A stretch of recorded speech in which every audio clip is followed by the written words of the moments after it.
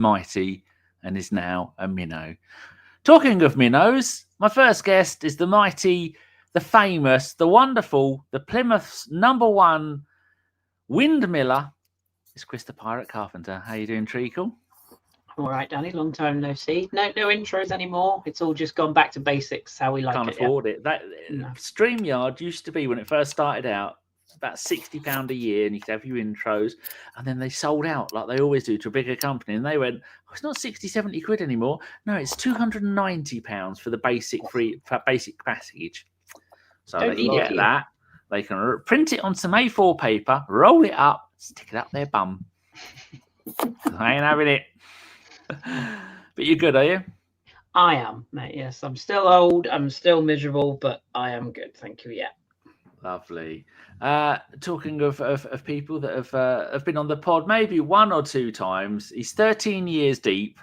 It's the one and only Mr. Geoff Arsenal. Yeah, I would say he is looking lovely, people. He shows us who he is on camera, and then before the show starts, and once he comes on, if the ladies couldn't take it, so he's gone full. He's gone. Who disappears? It's he's gone full Jesus. He's disappeared. No one knows what he looks like. To be honest, you don't. The good people out there don't want to see my ugly mug, Daniel. I promise you. So if I look like you when I'm your age, I mean, you're only about 10 years older than me. I think I'll be doing pretty good. It's I like to leave it as a mystery anyway. You know. You do. How are you doing now that one of your mates runs the club? Yeah, well, he ain't my mate, but yeah, funny enough, I've been on a different podcast with Ben Winston. That's who you're talking about. Yeah, and yeah, no, I'm really pleased for him. It's great, isn't it? Not really. What podcast were you on? The Footballist at the Arsenal, wasn't it? He was a regular on Footballistically for many years. That. Apparently.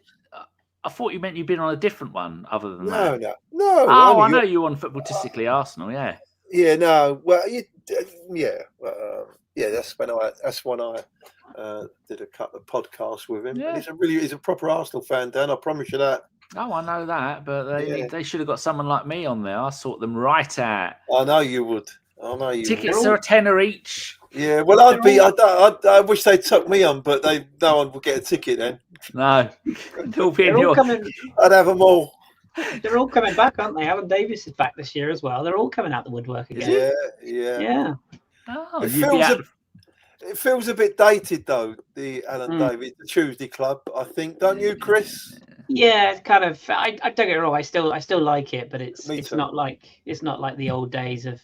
Yeah. I think because podcasts have evolved, nowadays it's the TikTok generation. Anyone can film themselves and upload now, so it's kind of jumped the shark a bit. But we're still here, so I don't know what that tells us.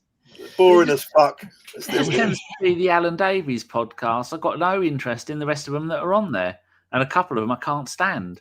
I like Tayo; he's always good money, but the rest of them, Keith's good for a chuckle. I do find him easy. Keith's funny. Funny. Keith's good, but it's that posh boy that goes on there. He just goes, "Yes, Alan. No, Alan. Ha ha ha. Oh, Alan. Yes, Alan." The midfield general. Oh, yeah. Damien. Yeah, Damien Harris. He's all right. Anyway, slagging off a podcast that does more views in one show than we've done in the last decade. Anyway, let's say hello to some of the poor fuckers that are in the chat. Jimmy H, evening, ladies and Danny. Rude. I said hello. Ron Reed, forget boring. You won't be saying that when we win the silverware this year. I would take that boring and trophies right now. Yeah, League Cup. Iadiris, I don't keep changing your name. System O is there. Sai says, if this podcast is anything like yesterday's game, then X won't be happy unless someone is sacked. And they're saying, Rudy is there. Evening all. Phil Macker, didn't bother watching last night. He didn't miss a bloody thing. I had been to a friend's wake, so sat in my hotel bed, drinking Guinness, eating cake, and watching Home to Roost classic TV. Rubbish. Oh, another deal coming in. That's the club. I beg your pardon. We've got a spare seat, Geoff. Geoff will be out the front of the Emirates with 65,000 tickets in his pocket going, come on, ladies and gentlemen, roll up. Right money only. Right money only. Form an orderly queue. I want the right money only. £1 ticket. Very, very good. Rudy says, yesterday was all about giving minutes to some players and get the job done. I don't know. Formerly Noser said, did Kris friends and family his webcam somewhere high so he can't be reached? I don't know. Phil says, trains run more on time than ABW. Yeah, I forgot to send Kris the link. I was on time this week. I know. Jimmy H, I bet Kris is making himself blind with the Saliba news. Hente says it's 10:12 here in Finland. Time to go to bed. Oh, good night. Finland, love it. Kris must have been quite moist after the news. Phil's just put a million messages. Blah blah blah blah. BX says greeting everyone, and Paul Nell not Neil. Oi oi. Right, let's get straight into how long we've been. 6 minutes. We're going to get email complaints about that. Contracts, Kris. David Ornstein did a really badly worded tweet today, so I've reworded it. William Saliba commits his future to the Arsenal by agreeing a 5-year contract. Saliba had entered the final 2 years of his previous deal. Real Madrid want him, as do others. He wanted to stay and is expected to sign a contract until 2030, sometime in the coming days. Kris, your thoughts on that? Well, I'm not surprised, is the first thing I'll say, because we are massive. So, facts. I think it can only be good news. I guess the slightly cynical side of me, because that's what I do these days. You know how it is, Danny. Once you get 40 and above, you turn into a cynic about everything in life. It's always glass half empty. Word. But it can only be good news because you're protecting the value of the asset, which I hate that term, but that modern footballers are assets to the club. And at the same time, you're laying down a marker. You're saying, look, we're not in the era of we've got to sell a Fabregas or a Nasri every summer to fund the stadium. All of those days are gone. We're retaining our best players, and I think it shows from Saliba's part as well a real belief in the project. There's always a lot of, we might come on to it later on, about the media and their incessant bleating about what Arsenal do every 5 minutes, and they cannot say anything positive about anything ever, unless you're Liverpool. Obviously, then of course you can have all the praise.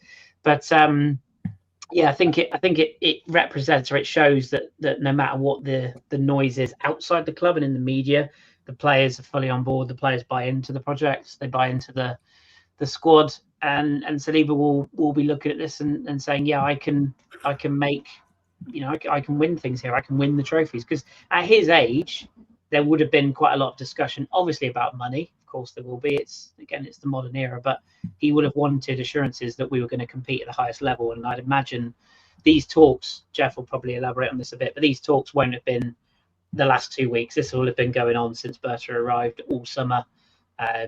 Sort of laying down the project, and Saliba probably rightly would have turned around and said, well, come back to me at the end of the summer when you've got the business done and we'll see where we are.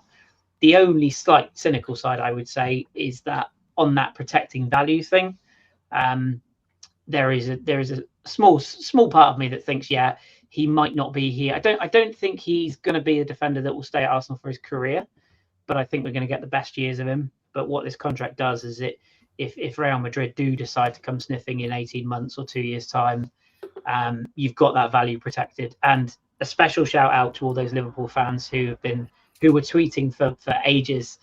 Liverpool and Real Madrid are aware of the situation with Saliba's contract nears. It's like he was ever going to go there. Like, come on, honestly, we're rent free in that club's head. It's hilarious. But overall, good news, and it can only be positive, and Saka up next by the sounds of it.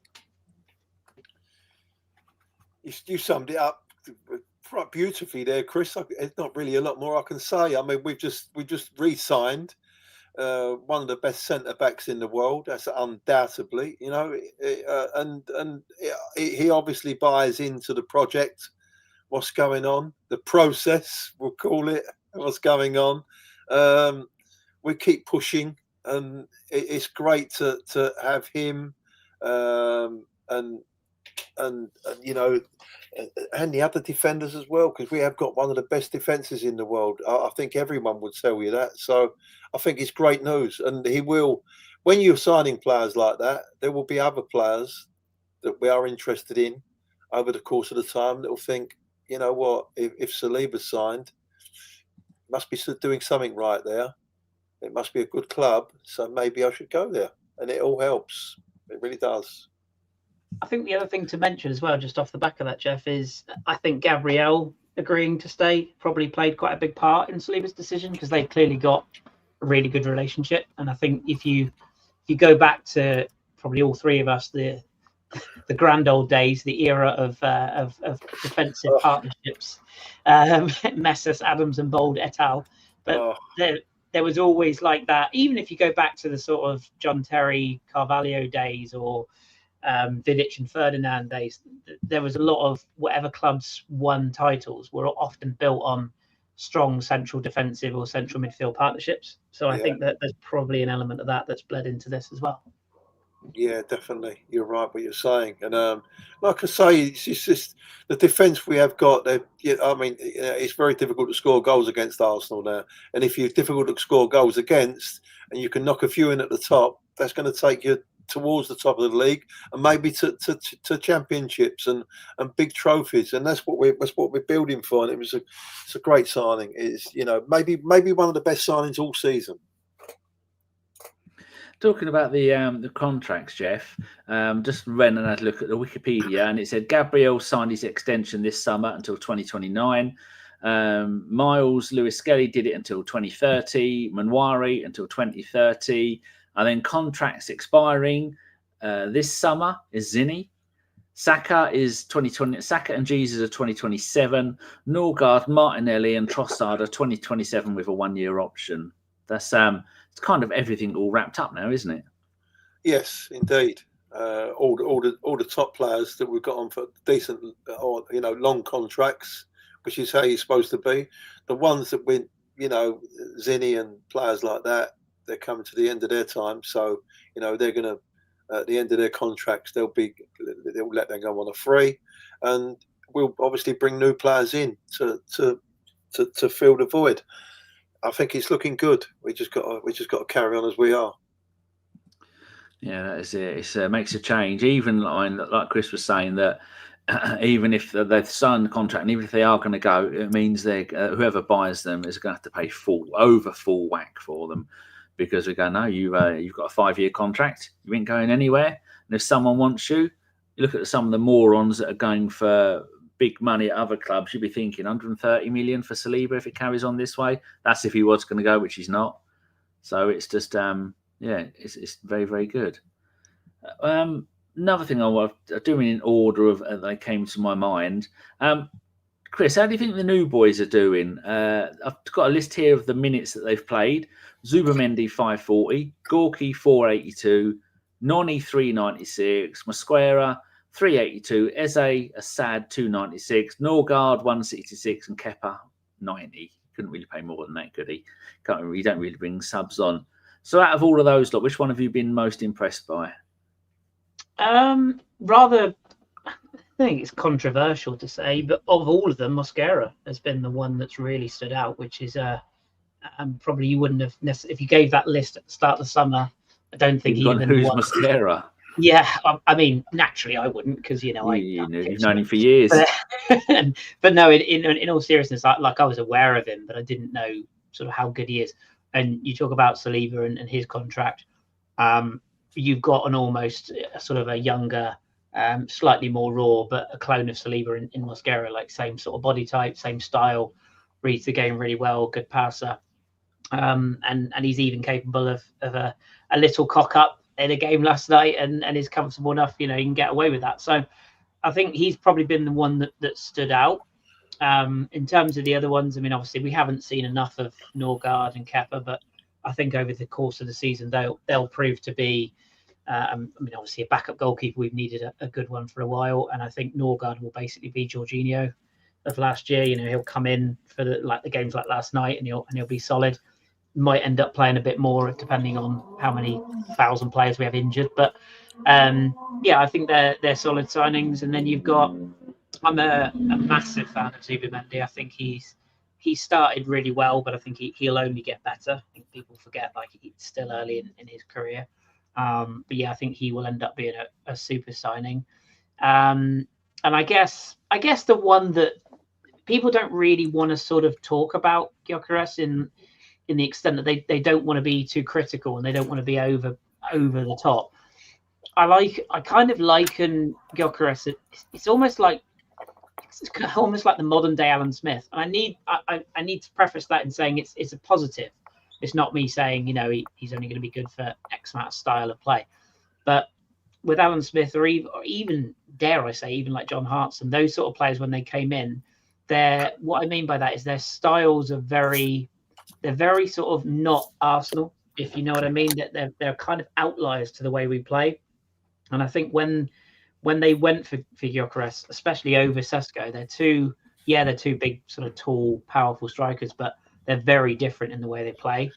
And the thing that I was listening to, I think it was Kaya on Arsblog earlier, and he made a really good point. And he said all of the media are giving this sort of narrative of, Arsenal have bought this striker to fire them to the title. And that's completely wrong. They've bought Gyökeres to finish off the likes of Leeds, Nottingham Forest, Burnley. Those are the sides that he hopefully will get the goals against. Kris, yeah, of course. I tweeted beginning of the season, last season, did we draw? How many games did we draw last season? This is an important. Yeah, was it 11, something like that? Yep. I'm going to go and have a quick look because I tweeted something. I think it was. Hold on to what you're saying, Kris, because this is relevant. We drew 14 games last season, and of those 14, 11 of them we drew by 1 goal, which backs up your point. Carry on. And also, I seem to remember lost at home to West Ham, and there was another team we lost at home to. Yeah, we belted them for 90 minutes and got caught out by 1 error. So I think with Gyökeres, I think people just have to be patient. I don't think he's never going to be an aesthetically pleasing striker. He's all power and and bluster, and he's going to rough people up. But we haven't had that sort of striker for a long time, and I don't. Mikel's not stupid. He's going to know that we are going to have to transition him in, and it's going to take a while. Like, we still haven't decided what our best midfield is yet, and the wingers seem to be rotating, so it's difficult. And I think Kai's injury came at a really tough time, because I genuinely think had Kai been fit, I think you'd have seen Gyökeres. He probably would have played last night, for example. Don't think he'd have played half the minutes he has, in terms of the league and Champions League games yet. Simply put, we haven't got any other option. So, we're having to play him almost into the team. And in the long run, that might turn out quite well. But I think if Kai had been fit, for example, Old Trafford, he would have started there. He would have started at Anfield. He probably would have started the European game. So I think people just have to be patient. And then the only other ones, as you say, like Noni, I think he's proved a lot of people, including me, wrong. I mean, yes, okay, the end product still needs work, but he's shown enough to me that suggests he wants to be here, and he's gonna put the hard yards in. So fair play to him. And I think that's all the new signings, isn't it? In terms of like regulars that I can think of. Am I missing anybody? Zubimendi? No, I mentioned him. Yeah. Okay. Love him. Oh, and Eze, of course, who I think that goal will do him the world of good last night. But the thing with Eze is, like, he's quality. He'll need a bit of a transition, and people forget he hadn't played a huge amount of games for Palace before he signed, or hadn't done a lot of the pre-season, so he's still getting up to speed as well. But he'll be fine. He's a very natural fit for either the left or the centre of midfield. So yeah, I mean, all of the business we've done, I don't think you could question any of it at this stage. It's just going to be how they settle in over the next sort of 3 or 4 months into fall. I think Eze, with that point there, it's going to be really, really tough for Arteta, because I think Eze is the type of player you've got to leave him with a little bit of freedom to get the best out of him. And I don't know. I'm not sure Arteta's ready for that quite yet. But you can see when the natural ability he's got on the ball when he does this. I mean, most of our players probably don't know what he's going to do, because he's that technical, and he's so good. The flair he's got is amazing. But when he is in that final third, he's so dangerous for defences, and you can see he's always looking round the corner for the pass, where he's got so much confidence and he's got so much power. So, this is the problem with Arsenal. We've had so many good players that we have signed this season. I mean, 7. Was it 7? It was 7, wasn't it? 7 or 8. That's a 7 plus 5 youth players. Yeah. And you've got so many players that are coming into, we're trying to get them into the squad, and it takes time to get into. We've got like 3 setups now with regard to the way we play. We've got to play, if we're attacking, we play a high press. If we're playing against a low block or a medium block, we've got all different kinds of setups that we need to adjust to, and that is a lot to take in for some of these players, especially if they come from other different clubs and they're not used to playing whatever setups. It's a lot to take in, so it's going to take us a little bit of time. But with the start of the season, we've had a difficult start of the season. We've had a lot of criticism. But to be honest with you, with the points total we've got at the moment, of course, it could be better, because the defeat was Liverpool was a big blow against a big rival. But I don't think a draw with Man City is that bad, really. But we no doubt we'll go into that. Back to the new signings, Mosquera. I think what a dream signing, that lad. He came in like a bit like Big Gabby when he came in. He's got a big mistake every single game at the moment that he needs to rub out. But he's getting like that Rolls Royce type of player, where he's very quick. He's quick across the pitch. He's great on the ball. He's very tidy. His defending is amazing, and he could be a dream defender. And for the money that we spent, amazing. So, and Zubimendi, I think he's going to be a baller once he gets the gist of how fierce and how tight the Premier League is.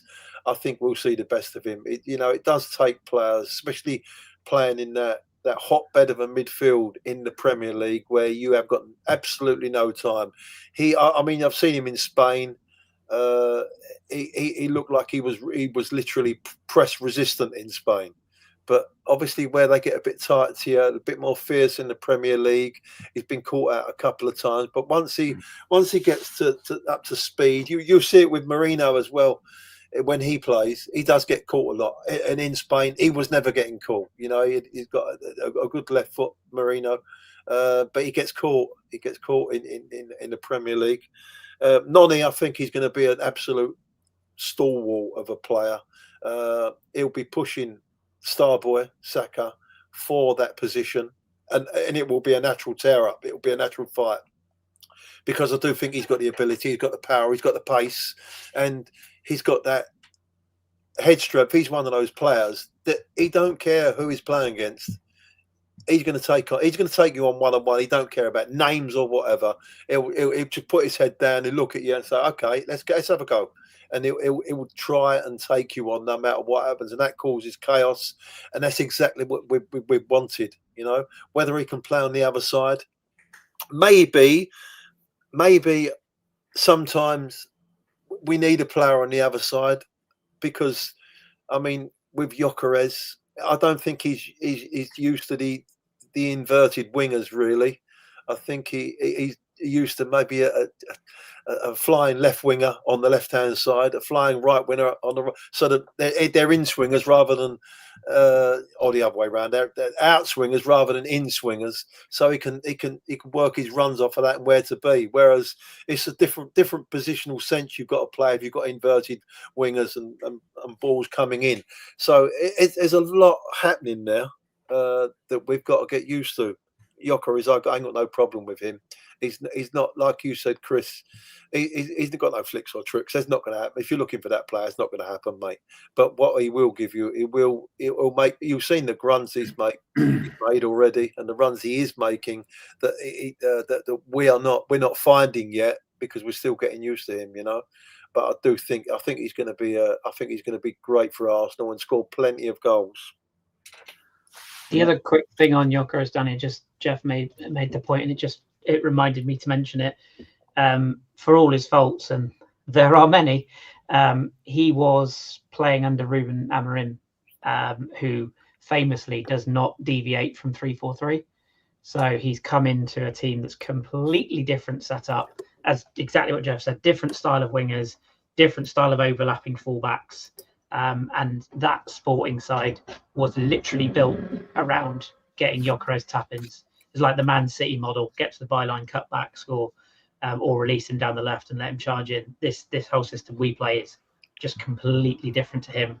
And as I think and put in the chat, 70% of the games he hasn't had service. So you can't, despite what Sky might have you believe, you can't judge a player without proper service.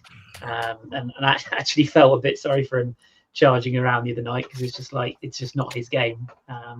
And he got a whack for it in Spain, of course. But yeah, he'll come good. I've got no doubt about that. I think we do miss Kai Havertz so much. Honestly, I really do. Not only playing up top, his presence when he drops into the middle of the park, and he's just such a miss. And once he's not played. How many was he played? Half an hour since December or something like that. Some madness.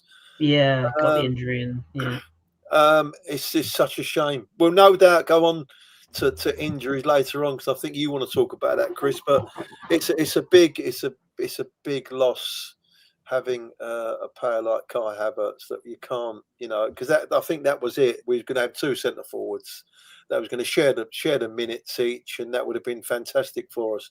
I am worried about Gyökeres getting an injury, because then we'll be fucked again, won't we? Yeah. Back to Mourinho up top. Back to Mourinho up top. Yeah. I agree with everything that both of you have said. A little bit about Eze. When you're paying for Palace and you're the luxury player, his luxury was the entire of the attacking half of the field. His luxury positions for Arsenal are going to be so much smaller, because everyone's going to be playing 4 men behind the ball with 2 or 3 central defensive midfielders. So the areas he's got to get used to having not as much area to play in, because when you're playing for Palace, you can have as much as you want. The manager knows you're the best player, tells you to go off and do what you're going to do. So he'll get used to that. It won't take him long. We saw last night some good stuff on the left-hand side. I like the way that Eze gets the ball and he immediately releases it without having to look where people are. A couple of times it didn't come off, but the majority of the time it did, and that's exciting. I'm really happy about Kepa. I think this is the strongest first and second goalkeepers we've got that we've had for a very, very long time. I was thinking maybe when it was Leno and Martinez, that was a pretty good one, as we found out, made us some money. I really liked Leno, but to have 2 top quality goalkeepers like that, Kepa isn't going to be with us forever. He's come here, have a season of playing for Arsenal, be backup goalkeeper, maybe get 10, 15 games, maybe sell him on. We only paid 5 million for him. He's a 20, 30 million pound goalkeeper. If he can have a run of decent form, like we saw with Onana, he's gone now and played for my Trabzonspor. He's had some magnificent games for those. You just need to be in the right circumstances and away from the circus that is Chelsea. We can't really talk about Hincapié. He's had 1 minute. Max Dowman, that's something I didn't bring up because Max has played 54 minutes so far, 3 games. He's had 1 assist. What's your thoughts on that, Kris? His positions, his future, because years ago we look back at Barcelona and go, how can they have players playing for them that are 15 years old? And now we've had 2 in recent seasons that are 15 years old. Because I think at 15, Dowman is a much better player than Manwari was when he played for us at 15. It's just beautiful to watch, isn't it? He doesn't look like he's 15. He's got a little moustache and everything. Yeah, great hair as well. Big fan of that. I think the thing with Max is it's kind of like, again, Geoff will remember this well, but I can still remember when Cesc Fabregas debuted. I believe it was against, I want to say Rotherham in what was then the Worthington Cup. I think it might have been, 5-1, something like that. Is it 5-1 or 5-3 or something crazy? It was like a really random League Cup game. And you just knew that when he sometimes a player, you watch them, especially when you see them live, and you just get a feeling they've got that. I hate using the word, but they've got that kind of aura about them. And the thing with Max is he's got that aura about him, but he's also got that opposition absolutely crap themselves when he's on the ball, because he's just direct, much like Noni. He has full belief in himself. Age literally doesn't bother him. A reputation doesn't bother him. You look at last night, for example, when I can't remember what the left back's name was, but he sort of went to the left back, had been murdered by Saka most of the game, but to be fair, had played pretty well against him. And you saw sort of when Max came on, and that left back thought, oh, I'll leave a bit on him here, and he went to, that's the guy, and he went to sort of shoulder him, and Max just kind of shrugged him off. It's just like, see ya. And there's going to be a lot of that, because although he's quite wiry, he's got one of those physiques that, although he's not particularly, he's obviously going to fill out as he gets older, but he's kind of got that, almost he can take contact and roll off of it. Before Jack got all his injuries, he was the same. He used his upper body really well to sort of pirouette away from tackles. And then obviously, unfortunately for Jack, he then started taking tackles and holding the ball for too long, which ultimately proved his injury downfall. So hopefully somebody's coaching Max there. But he's just, he's exciting. But it's the thing I really like about him as well is he's there on merit. Like this isn't a gimmick. This isn't. I remember when Yeri first came through and people said, "Oh, this is Arteta just trying to prove people wrong, and it's a bit of a gimmick." But that was proved to not be the case. Same with Miles and with Max as well. I mean, the facts are the game is changing. Kids are better at younger ages. In years and years ago, look at Ian Wright, prime example. Like, made his breakthrough into the professional game at 23. It just doesn't happen anymore. Kids are getting signed at 8, 9, 10 years old, which I still think that's a little bit weird personally. But he signed one from Charlton this week. Yeah, there you go. And they're signing potential. There was the lad we were trying to get from Salford who went to Liverpool, and I think we ended up going for this Irish lad. The striker, yeah. Yeah, but I mean, if it comes back to that old adage, if you're good enough, you're old enough. The only thing that they have to be careful of is overplaying him and his over reliance. And I guess the only concern is if Saka got another, with Noni being out now, if Saka got another knock, you wouldn't want to sort of have to sort of play Max, every game. You wouldn't want him starting games, but I think he's going to play a lot more than people realise. And I think you've got a really good player on your hands when even opposition fans, excluding certain toxic minorities, but there's a lot of opposition fans who are like, I don't really like Arsenal, but I like him. I think that sort of speaks volumes, because he's just in an era where the game is quite sterile and is quite methodical. He's an outlier. He's just fun. He's exciting. He's fearless, and he can go right to the top. But again, we've got to temper it by saying he will have some bad games. You saw it with Ethan last season. His form sort of dropped off. You're probably seeing it a bit with Miles this season, whereas pre-season wasn't great. So we have to be, when he does have a bad game, or when he does dribble into closed off areas that he shouldn't do once or twice, because he will do that.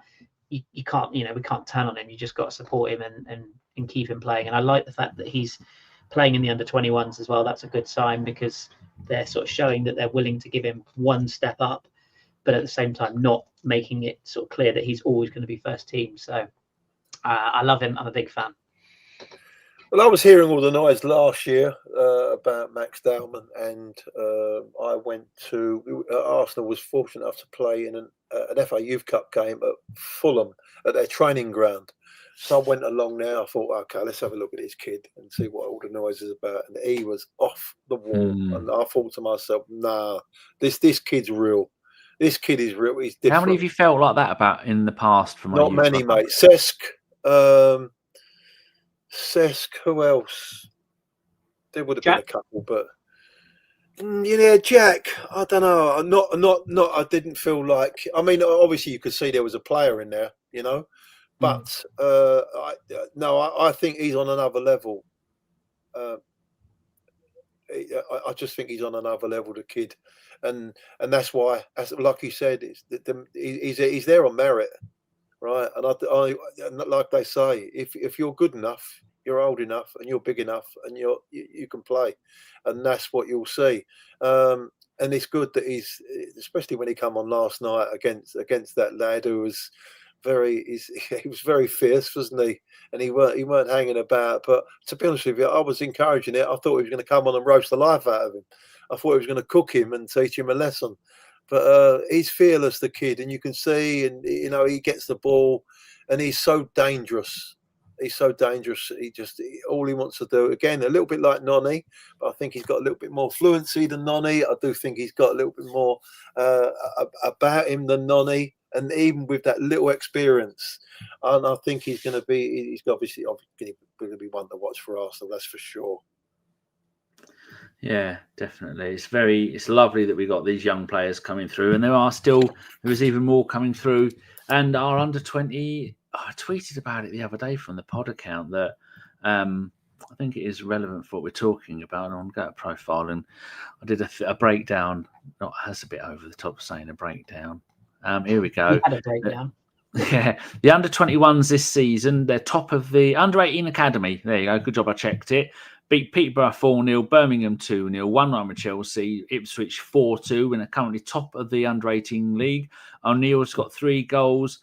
McCarniak, 2 goals, 2 assists. Thompson, 2 goals, 1 assist. Bailey Joseph, 2 goals, 1 assist. And then there's about another 5 or 6 players that have got goals and or assists.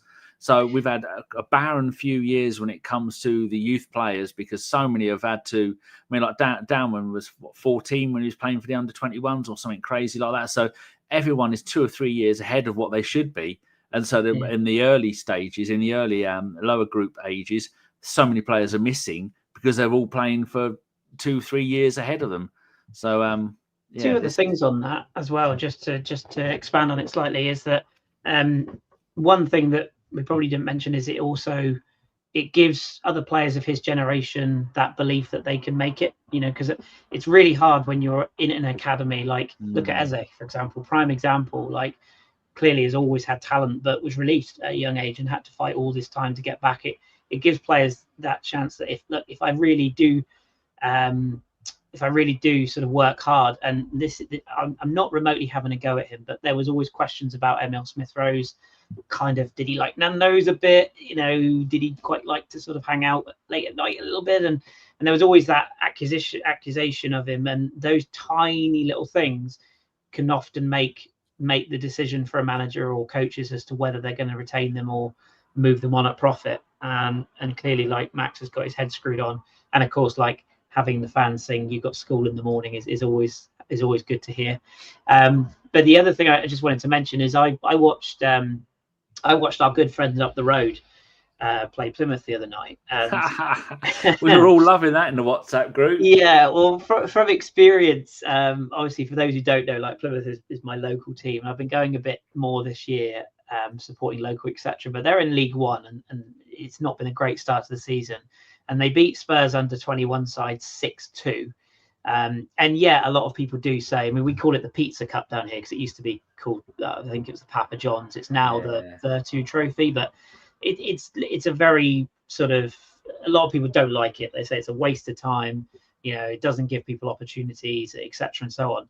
But watching Spurs under 21s level, and I am going to go watch Arsenal at Exeter in October, so I'll report back on the difference. But genuinely, that Spurs side, they were awful. I mean, genuinely, there was one player, their captain, Russell Denny, I think he scored.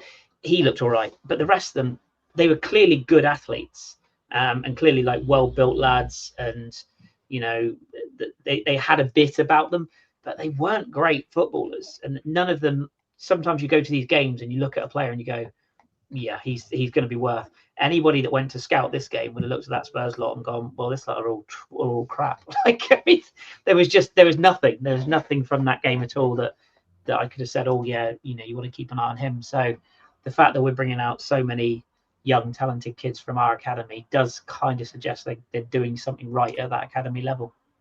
I think I might have turned the ads off now, Phil. So you can calm your tits. Right, so yeah, Kepa good. Hencape's played 1 minute. Injuries, Geoff. A little roundup of the injuries. Noni, these are all from quotes from the 23rd of September for all of these. It looks like he's going to be out for a few weeks. We don't know how long yet. Havertz, with Kai, we know that it will be months with him. I don't know if it can be weeks. You never know. We really miss him. Ødegaard, no surgery. He's totally fine. He's already been training, and it will be a matter of days, I think. Hincapié, this is from 2 days ago. He picked up a little groin injury. We'll have to assess him in the next few days to see how he goes. And tonight it's been reported that he's out injured again. And what do they say, Kris? I believe this Hincapié, I believe it was a groin issue. That was on top of the one he had has got worse, or he's had another one since the one 3 days ago? I think it was I think it's the same one. I could be wrong on that, but that was what I was reading into it. That it's always mixed news, but typical player who had like exemplary fitness at Leverkusen comes to Arsenal, gets injured. It's classic, isn't it? We seem to be cursed, don't we? Honestly, we really do seem to be cursed. It's so unfortunate. We've assembled a fantastic squad for this new season, the best ever, window, and all of a sudden we're losing a player a game, and they're top players, that could probably play in our first team. What we lost Saka, didn't we? We lost Kai Havertz. Who else? Ødegaard. They're 3 players that were playing the first team without a shadow of a doubt. And now you've got players that have been purchased. And did he play half a game for us? Cappy? And not even half a game, was it? No, he came on for 1 minute. Was that what it was? Yeah. I mean, he probably played 5 or 6 or 10 minutes because it was the added time, but officially he came on the 89th. And that's not forgetting the injury to Saliba, the injury to Ben White, the Norgard wasn't fit at the start of the season either, so they've all seemed to have had issues. Yeah, it's unbelievable, isn't it? It's just really, really unfortunate, and I can't see Liverpool surely going through, because let's have it right. I think Liverpool are our biggest rival this season. I'm not sure Man City are quite there. They've got a few injuries themselves, and again, they've bought a lot of players over the winter and the summer as well. Chelsea, I don't think are anywhere near I think they're all over the place. Chelsea, aren't they? And the rest of them, Newcastle, So I think hopefully it's only going to be a 2-horse race, and I'm hoping that they do pick up a few injuries. Liverpool. I know we've got Mo Salah. He's going to go out in the African nations, thank God. And but they've got a big squad as well, Liverpool. But hopefully they have the same same kind of injuries as us over the course of the season, where we could we get a chance. So, what do you think about the injuries, Kris? You got something to say about that? I reckon. Yeah, I have. Yeah, and also, by the way, Mo Salah is prime for his Aubameyang arc. Massive new contract. Absolutely goes off a cliff the next season. So I'm here for that. But yeah, I think it's really difficult to, when we say the world of social media nowadays, and everyone's got an opinion, and everyone thinks they can do something different, and everyone thinks they should do things their way and not the way. The fact is, Arsenal are the biggest club in London, and always will be. Get that one in there. But they will employ the best that they can get in terms of medical staff, in terms of rehab, recovery, etc. I just think that maybe something needs to be looked into a little bit, and I don't know whether it seems to have coincided with when the Doc went to Man United, and I could be proved wrong now because it might have been bad before he went, but that seems to have been the case. And I remember talking to Dom about this. Is he still alive? He's still alive. He's still in one of our groups. I still chat to him, and he was saying that when you have an elite sort of sports team, and he was talking about Aussie rules and saying it's the same there, and obviously there's a lot of injuries in Aussie rules, but it's not just about it's not like the days where Gary Lewin did everything and he had a couple of people that helped him out, and he had Colin and that. It's not like that anymore. It's like a massive, you've got the sports scientists, you've got the rehab guys, you've got the gym people, you've got the strength and conditioning guys, you've got the people who lay the pitches. It's like a massive operation that goes on. So it's not just like go down to your GP, he knocks a hammer on your knee and says, yeah, you're fucked. Run around the block 3 times, you'll be fine in 3 weeks. It's a lot more in depth than that. And nowadays, when they say, oh, like we had, for example, the injury with Madueke, he's going for a scan. I think a lot of people just assume that he'll go on one of those little medical beds. They'll do sort of an ultrasound and go, yeah, it's fucked. It's not like that. Like, these scans are so in depth, and they almost micromanage things to such a degree. And this is what Don was saying. It's like they have to get 100% agreement from all of the people on that medical team that a player is ready to return, or a player should do this, or a player should do that. If one person disagrees, they reevaluate the whole situation. And I think a little bit of that in the modern era is, I think it speaks to a wider conversation about the way modern society is, in that, like, my granddad's era, for example, would go for a walk. He'd eat strawberries off a bush that a dog had pissed on, and it wouldn't do him any issue at all, because that was the world then. Nowadays, it's like, oh, we've got to think about marginal gains and, hydration and protein, and, everything's got to have protein in it. And it's the world we live in now. It's so sports sciencey, and there's so much that goes into it. So I do wonder if we're either overcooking it slightly, and we're being a little bit too cautious with players, and then that in turn is affecting their natural resistance to injuries, or their natural build-up of fitness, if that makes sense. Or maybe it's just the case that we might need to refresh the staff a little bit, because other clubs just don't get these injuries. That there must be something. And I don't think it's as simple as the training pitches are too hard, which was always, back to the Wenger days. I think there's a bit more to it than that, but I do think that it's something they need to, at the very least, they need to look into, because there's something just doesn't really check out. And the things that really alarm me this season, and don't get me wrong, this happens at all levels of football. Player comes in, Geoff will probably, when you played the game, Geoff, you probably would have had this. You're the manager, your star striker comes in at 10 to 3 on a Saturday morning or Saturday afternoon, says, oh, Gaffer, Hammy's a bit tight. Get out there, you'll be all right. It does kind of alarm me that Saliba said he had an injury in the warm-up at Anfield but was still playing. And it also alarmed me that players. Well, and also with the Madueke thing, and apparently Mikel sort of come out and said he felt something early on that felt like he could run it off. I just think with a squad of our size, you just don't take that chance. It's the same with concussions. The protocol is like, you check if the players are right. I don't know if you saw the Fabian Schär one with Newcastle the other day when they were playing Barcelona. He was clearly out of it, but because he passed all the protocols, they played on, and then he cost them a goal and couldn't play on for the rest of the game. It's like, I just don't take any risks. And I think these players, they're so high paid, and they're such valuable assets, that something is clearly not quite right in terms of these micro injuries, and especially when it comes to soft tissue injuries, which again Don would tell you more about, that our playing style, we need strong, physical, powerful athletes, and when their hamstrings are going ping every 5 minutes, that's a little bit of a concern for me. All these footballers, they all want to play though, Kris, and this is the problem you got, and they're reliant on the players telling them the truth, the absolute truth on how they feel, and they do want to get out on the pitch, don't they? So they're gonna, like the Saliba thing. He probably knew that he weren't gonna, they know always a little bit. Yeah, but they've got all the stats now, they've got all the analytics, they've got everything now readily in front of them. But at the end of the day, you have got to just ask the player, and hopefully he's going to give you the honest truth of how he, are you 100%? Because if you're not 100%, it's not worth you going out there, because you may damage it worse, which has happened on numerous times for Arsenal. So it's a difficult one, and I don't think it's only an Arsenal thing.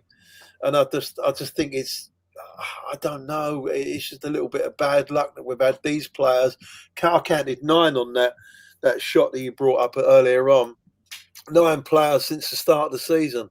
Is it not 1, 2, 1, 2? Can I count correctly? 1, 2, 3, 4, 5, 6, 7, 8, 9. Yeah, but that's including Jesus, who. Yeah. Well, he's part of it, isn't he? He's a part of it. I think he's a player that would get minutes if he was fit. Look at that, Geoff. We're double Jeff. Jeffing. Yeah. We've got the other Jeff. The other Geoff. He's here. I've upset OG, so I've got to be careful. How can you upset OG? He don't get upset, OG. Only over another TV show that we have very differing views over. So it's all in jest, but yeah. Well, I sent him a 20-minute. I think I sent him a 25-minute WhatsApp message the other day. He thought he saw it and went, "Oh fuck me." Oh no, he's used to it with me.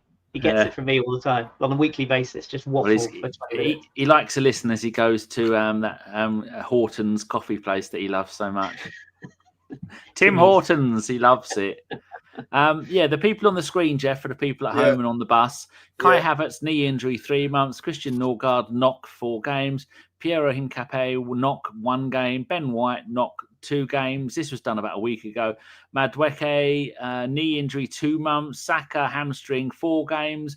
Erdegaard, shoulder, 3 games. Saliba, ankle, 2 games. And it's got Jesus in there, which is the 9th player. Well, this is why we've got all those players in this season, is so we've got 2 players for 1 position. But we weren't taking into consideration these players would get fucking injured in the first 4 or 5 games. That's not supposed to happen. We're supposed to get to a stage where, okay, you're in the red zone now. I'm going to take you out. I'm going to sit you down for a game, and we're going to bring whoever in. Right? This is quite bizarre what's happened, and very, very unfortunate. Honestly, it's just a game. It's the game. And you can't please everyone, right, Geoff? Because there was a lot of people on that I noticed last night's game online was saying, "Oh, why on earth are we playing such a strong team?" And it's like, yeah, I mean, you literally can't win, can you? And I did. Lucky we did. Yeah, Because we'd have got spun over, mate. Because it was all right. It looked like it was going to be a walk-in after about 15, 20 minutes, and then I think we switched off a little bit, thinking, "Oh, we got this. This is easy." Blah blah blah. We switched off a little bit, and the game changed a little bit, didn't it? It changed around, and they got a little bit more confidence. And I thought, hold on a minute.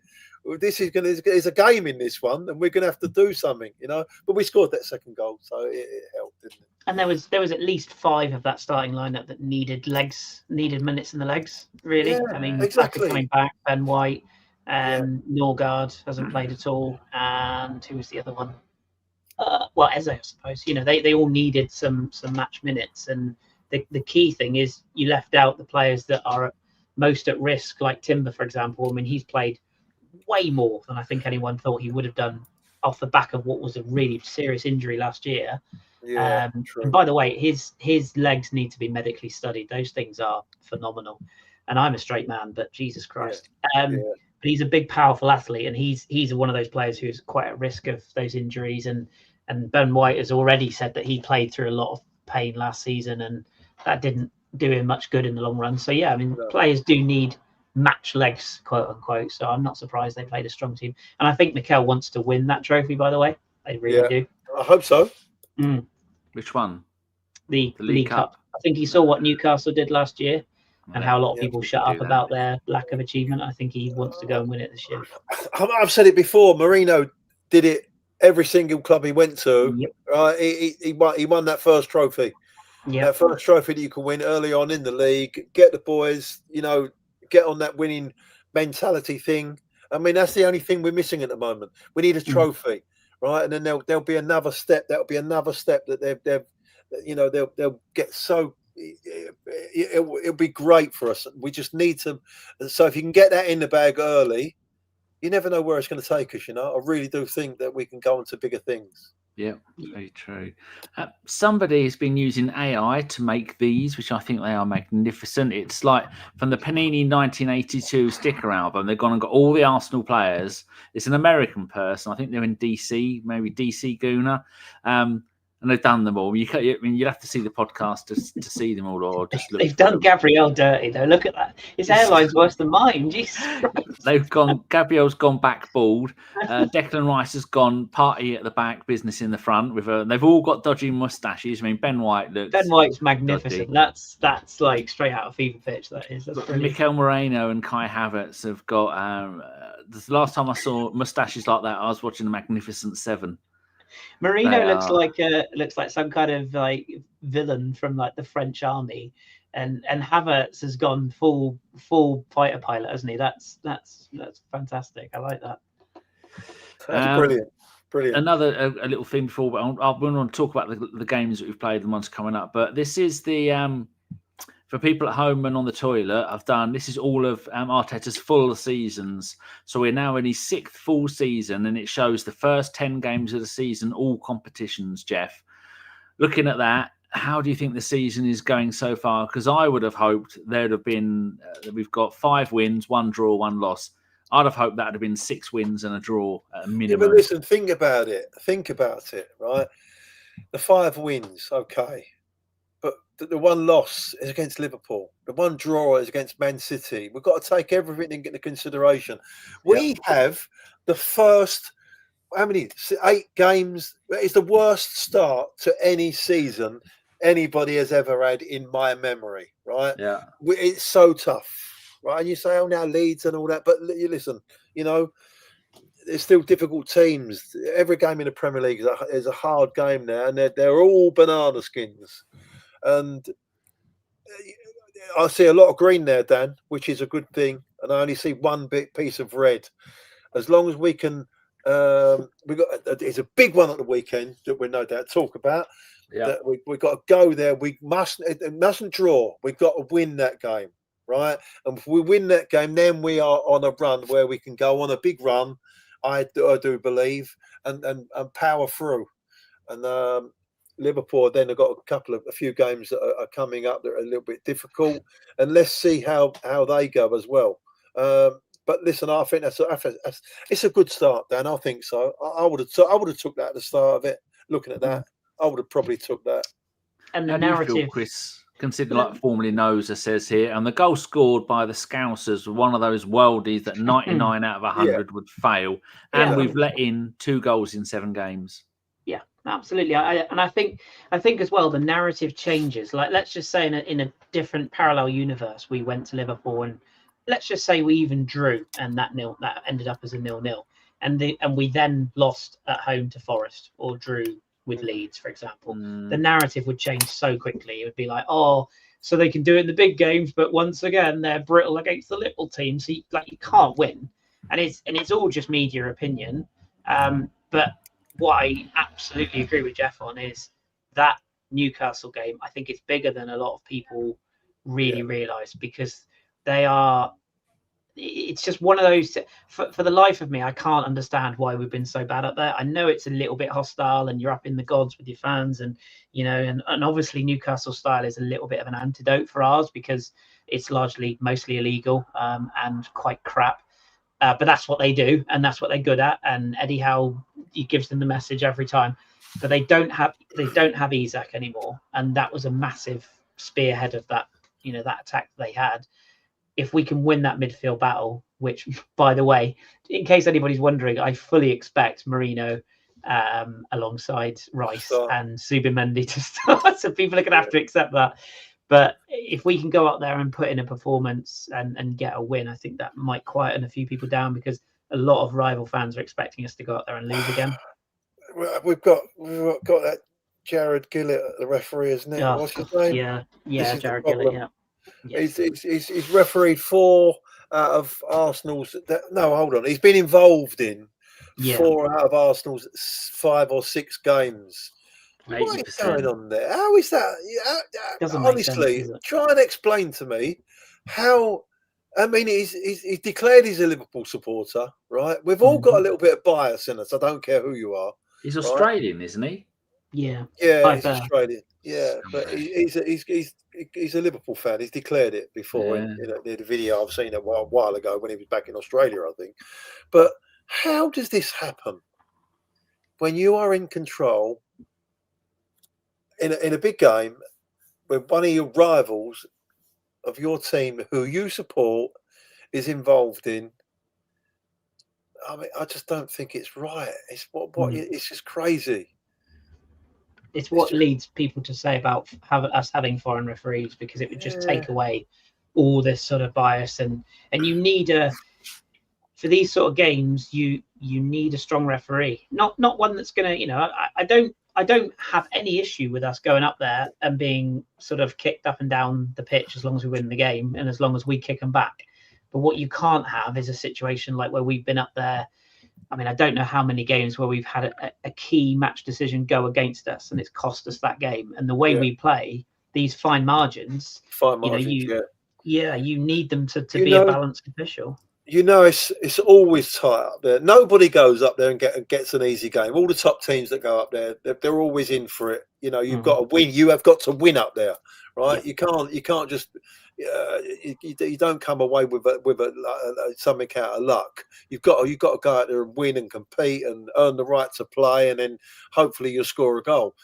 Look, but we've suffered. We have really suffered up there many times. I go back for the days when Joey Barton used to play for him, and who got sent off? Someone got sent off. Was that the 4-0 game when they come back? Yeah. 4-0 up. Was it Xhaka got sent off in that game? No, I think it was. I'll look it up. I know it. It was it was. Oh God, I'll look it up. It was shocking. See it. But we've had it for ages, and it's just it's just an ongoing thing where we're battling with Diaby. That's right, exactly. Diaby, that's right, exactly. And he was just retaliating to that's it. He was retaliating to Joey Barton flying into him, trying to injure him. That's right. And we've always suffered up there. It's always been. I would like to go up there, right, and have a normal game of football, fierce, no problem, but a 50-50 game of football where everyone can stay on the pitch and all the decisions are fair, right? Because we had it 2 years ago when the ball was over the line. That cost us, mate. The ball was way over the line. I think the ball was way over the line, but because they couldn't tell, they've got fucking cameras all over the ground, right? And they couldn't tell whether the ball was over the line, right? And then when the cross come in, right, it was like the WWE, mate. With Gabriel got pushed out of the way with both hands. I mean, it's shocking, mate. Shocking. And you see what they're doing now. They've made it, if you get in from free kicks and stuff like that in the box, if you're using too much force or pulling and pushing, there's going to be a penalty or something else, So I just want a game where we can go up there and win. We need to win clearly without any and it might be a Gyökeres type of game, because his physicality will cause them problems, because they're obviously used to bullying our forwards, and they're used to sort of Kai often gets wound up by Newcastle a lot because they're quite physical with him, and although he can give it, but I think Kai can be a little bit petulant, get wound up. I don't think Gyökeres is that type of personality. He's more likely to shove them off the ball and put his best foot forward. So it might be a good sort of. It's almost like one of those games where you kind of hope it's a little bit wet, a little bit cloudy, and players just sort of go at it in that respect. You got to go out there. You got to match them to start with. You got to match them. Yeah, punch for punch, and try and win your duels all over the pitch, and then eventually our quality should tell, and that should make a difference, hopefully. Yeah, I've got I showed those games for the first 7-10 games of the season. I've got a Google spreadsheet that I've done. It's every game home and away in comparison to each other over the seasons. We start at 2021, get that as your base. 21-22, we've got 8 more points against the teams that are still in the league, home against home, again away against away. Next season, we made 15 points up on the previous season. 23-24, we're up by another 5. Last season, we were down by 15 points, game for game, identical fixtures. And this season, we're down by -1 already, because last season it was 2-2 at Liverpool, and last season we beat Man City 5-1 at home, and this time we drew. But the only positive one is last season away at Man United was 1-1. This season was 1-0. See, that's what worries me about this season. Is Arteta's got all these wonderful new players, and we're still playing the same horrible football most of the time. Keep the ball, pass it back to the goalkeeper. Keep the ball, pass it back, slow, bring them out, draw them out, pass it back, over and over and over and over. And then you've got players like Noni and like Eze that just want to go, give me the ball, let me run with the ball, please. I'll pay you money. You can keep my wage for it. Just let me run with the fucking ball. No, senor. Give it back to the goalkeeper. Start it again. Slowly. I'm like, for fuck's sake, I don't want to see. You have got any other manager other than Pep would have this team banging 5 goals against everybody. It would be all out. It would be like watching the Harlem Globetrotters of football. But he's not. And the proof of the pudding, we're 1 point down on identical fixtures from last season. And it is killing me. It's killing me on the inside. Do you know what I think he's doing this season? And the way, we've obviously been getting a lot of stick. The narrative's been that the handbrake is on, blah, against Liverpool and against Man City. But you know full well if you go to Anfield and with the handbrakes off, there's a good chance you're going to get busted in the first half. You might not, but you look at the game at the weekend, the Man City game. When they come out the first 10 minutes, there was a high press. They was pressing us high, and we made Pep change the game because we got through. We pinged it through them 2 or 3 times to get through. We didn't make nothing of it, of course, but then when they scored, he's changed it. He's gone to a mid block, and then as the game went on, and we was pressing and probing and trying, he had to go to a complete low block where he's playing 10 at the back, a 5 and a 5, and that's how it was. But what I think Arteta's doing is making sure that I know we got beat, but against Liverpool, making sure that we maintain our record against the top teams like we have done for the last few years, which has been brilliant, by the way. But we're assembling a team that are definitely going to take the points back that we lost last year against those teams that we drew against. And if we do that, you would imagine that we'd win the league. I would imagine that we'd win the league. I don't know what are the teams that we drew against last year? Was it Fulham? West Ham we got beat by, didn't we? 1-0, right? Yeah, I can tell you if you want. 2-2 Liverpool home and away, 2-2 City, 1-1 Chelsea, 2-2 Villa, 0-0 Forest, 1-1 Villa, Brighton home and away. And then as you drop down the table, 1-1 Brentford, 1-1 Fulham, 2-2 Palace, 0-0 and 1-1 Everton home and away, 1-1 Man United. Well, there you go. There you go. Was the United one away, the 1-1 game, or was it a home game? Can you remember? I've got it all, dear. I think it was away, wasn't it? It was. We beat them 2-0 at home and 1-1 away, and I think they scraped a last-minute goal. Okay, well, let's take that game, right, for a minute. We've beaten them away. If we beat them at home, we've gained 2 points there, yeah? West Ham, right? If we beat them at home, we're going 3. That's 5 points already. That's without the Fulham and the rest of them you said, which we are capable. We've got a stronger side this year, a stronger squad this year, right? To deal with all that nonsense that we had at the start of last season, people getting sent off for absolute nonsense, right? And if we can deal with it, and that's what I think he's doing. He's thinking like, we set up against these big teams to, just try and continue where we were with them, either win or beat them, right? So we're not dropping points all over the place, but we've got to do our work against teams. I mean, it's obvious. The teams that we lost points against, we've got to take the points off of those teams and see where we are at the end of the season. Because if we do that, we're going to be there or thereabouts. You're saying there's 6 points available from every team as long as we get more overall over the 2 fixtures than we did last season. Yeah, well, that's a good result. Well, is it 11 or 14 draws, did you say? We dropped 2 14 points. And 11 were by 1 goal. Well, there's a lot of points there. There's a lot of points in them, that we can draw back. Does that make sense?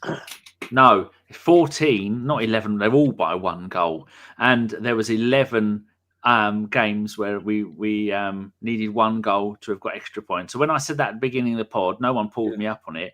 I think there was 11 games that we could have got that's annoying me now. I can't remember what the stat was that I did, because all games could be you get one goal and you're going to win them. Oh, dear, people are not listening. You're either 28 or you're 29, mate. Put it that way.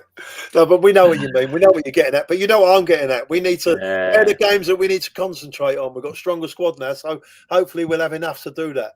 And if we do, we're going to be up there. Let's go. Well, all the games we lost, 3 out of the 4 games we lost, 1 goal would have got us a draw. Yeah. I think in the grander scheme of things, I am with you, Danny. I do think that I did chuckle at Mikel's sort of under his breath comment of we might put the handbrake on, very clearly aimed at a certain journalist. If you know, you know. But I do think that he is. People have to remember he's a disciple of Pep with half the budget, and as much as we brought all these players over the summer, and I'm not disputing that, but Pep has, wherever he has been, he has had a club made for him. People can say he's the greatest of all time, blah blah blah. He has literally never taken a gamble in his life. Every club has been built around him in his image, his staff, all financially, I was going to say doped, allegedly. But all of the clubs he's had them built around him. I think Arteta is his own man, and it is forging, he is carving his own niche. But ultimately, his style is always going to be the tiki-taka of Pep. It's always going to be that defensively sound, build from the back and go from there. It is just a bit frustrating because, and again, we've been spoiled, right? We had the Wenger years, especially in the glory years. We had the Invincibles. I mean, you go back and you watch that, you watch that Invincible side now, and you watch some of the games in that era, that like the fast counters, the breakaways, like we were absolutely just brilliant to watch. Yeah. I still remember that standing ovation that Thierry Henry got at Fratton Park when even Portsmouth fans were like, good Lord, this team are just so good.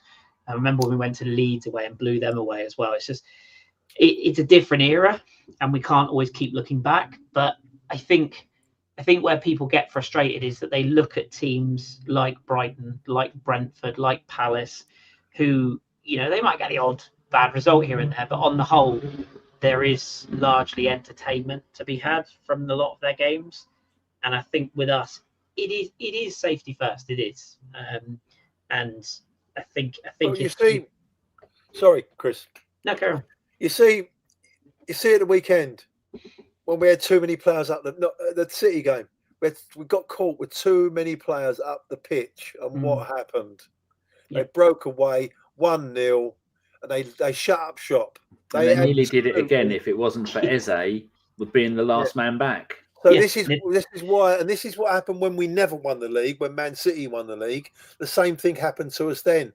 Bournemouth, Fulham, I think beat us again. West Ham, I think beat us. Them 3 games on the spin when we dropped points, bang, bang, bang, right? And it was down to us being handbrake completely down, trying to outscore teams, and you get caught on the break. This is the Premier League.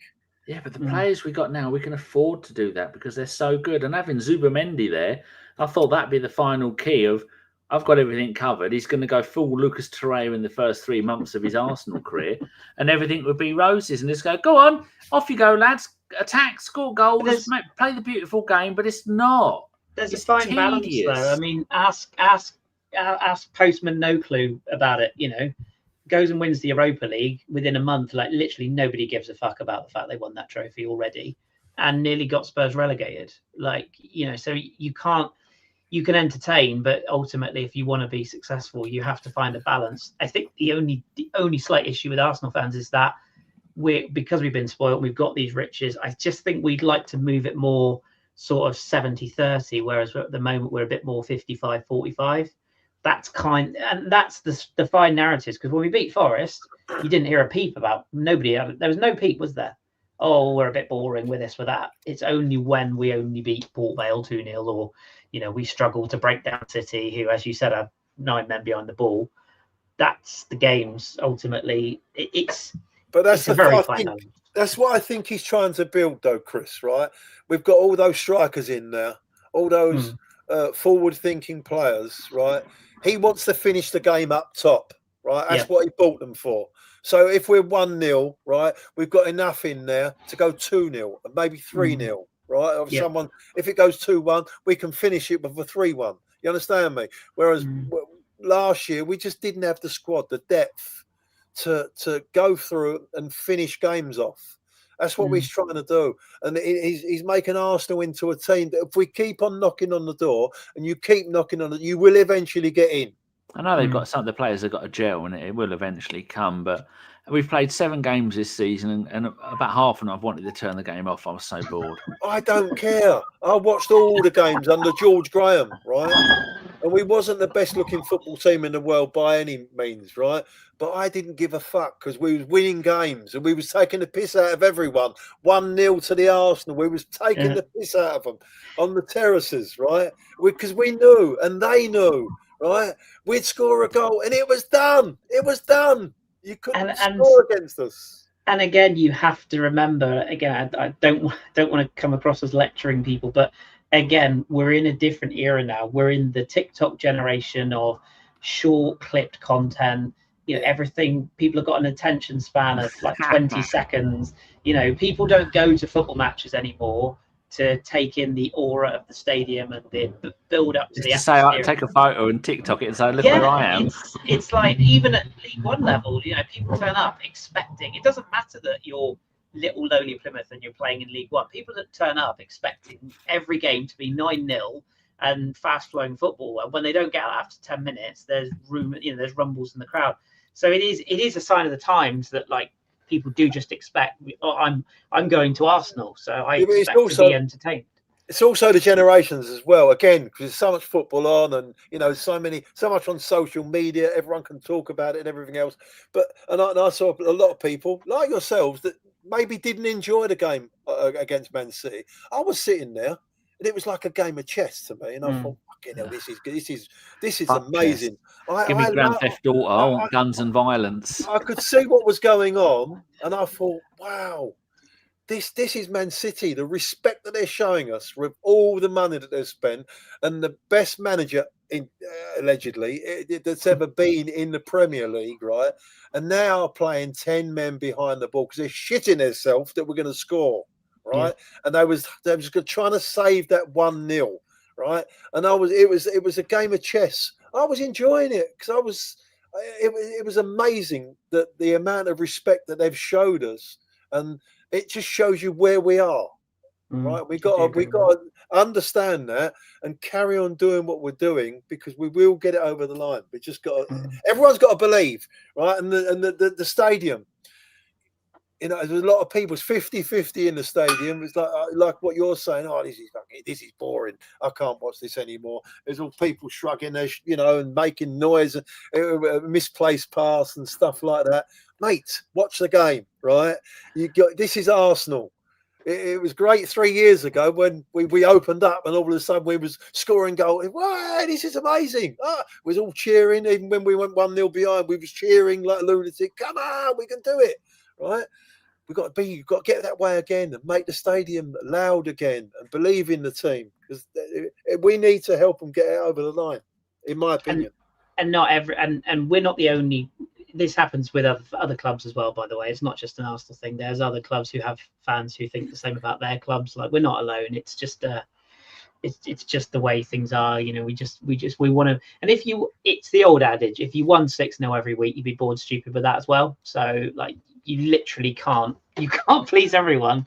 But I do agree that I do think we could open up a bit more. And I do, like you were saying there, Geoff. I think if we had all our players fit, we could. Yeah, fair point. Yeah, that's a fair point. And I think if you go, I think the biggest criticism we had last year, which was sort of came to pass, was getting 1-0 up and sitting on it. And obviously that did undo us a few times. I would like to see us.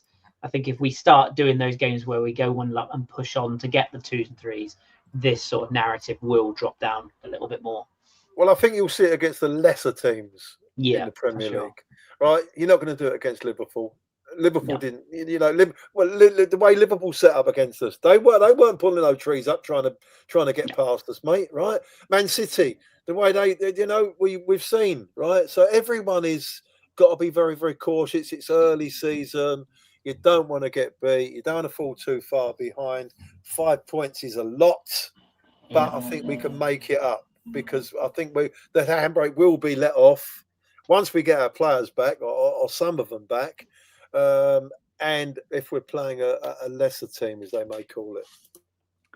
Do you want to talk about the Champions League, Chris? We went to Athletic Club Bilbao, smashed them 2-0. Well, beat them 2-0. Wonderful substitution. Brings on Martinelli and Trossard. Trossard sets up Martinelli, and then Martinelli sets up Trossard. I think that's how it went. All we care about that is the result. Next up, we've got Olympiacos. They last play their first Champions League game. They played David Luiz FC and drew 0-0. So what was your thoughts on how we play in Europe? Do you see any difference? And how do you think the group's going to go? Because it doesn't look like it's going to be an overly tough group, does it? There's no one in I'm just checking who we're playing in that group. Of course, Wikipedia doesn't want to show. We've got Bayern, haven't we? Which is one of the outliers. I don't think they count. Oh, do they not? Okay. No, they're too good. We're not allowed to count them. But Bayern at home, though, isn't it? Yeah, it is at home. Yeah, I think it is. Yeah. Wikipedia hasn't got all the fixtures up. Well, that's disappointing, isn't it? They've only got the ones that we're in. I just think, like, for me, as you said, it wasn't the greatest spectacle. Although I must confess, I didn't watch it live because I refused to pay 50 odd quid a month for fucking Steve McMahon. Could pay 70 quid a year. Oh, I'm not doing. The day will come, Park Carpenter. The day will come. No, it won't. I'm not doing Fire Sticks, and I'm not paying for TNT. But anyway, I listened to it on the official Arsenal app, and in black and white. I think even they were saying it was it was one of those, you come out of it and you go, professional performance, job done. The biggest takeaway I took from it, and it was the same against Man City, was just pleased for Gabby, because he's taken an awful lot of sticks, some of it completely unjustified, by the way.